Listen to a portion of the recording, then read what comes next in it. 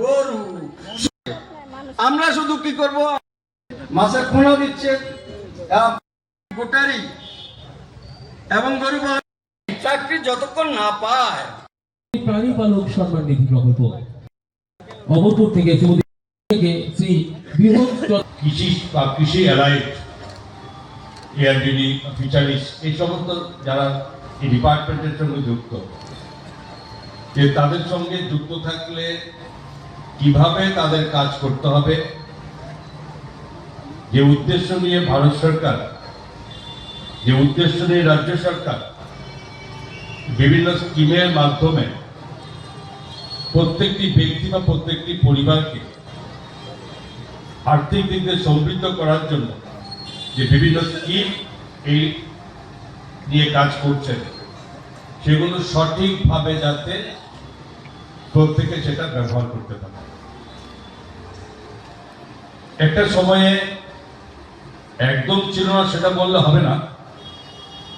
কিন্তু স্কিম দেওয়া মানে সরকার বিভিন্ন খাতে বিভিন্ন স্কিম রেখে তার মাধ্যমে আর্থিক সহযোগিতা করা, এবং আর্থিক সহযোগিতা করলে যে কোনো ব্যক্তি বা যে কোনো ইউনিট সেখানে প্রকৃতপক্ষে সেখানে লক্ষ্যবস্তুতে পৌঁছাতে পারবে যদি স্কিমগুলোকে সঠিকভাবে ব্যবহার করে এবং সেভাবে যদি ডিপার্টমেন্ট বা যারা এক্সপার্ট আছে তাদের একটা সমন্বয়ের মাধ্যমে যদি একটা আলোচনার মাধ্যমে যেগুলো কাজ করা হয়, এবং তাহলে সেখানে একটা সঠিক যে উদ্দেশ্য সেটাতে পৌঁছাতে পারে। মূলত এই জায়গায়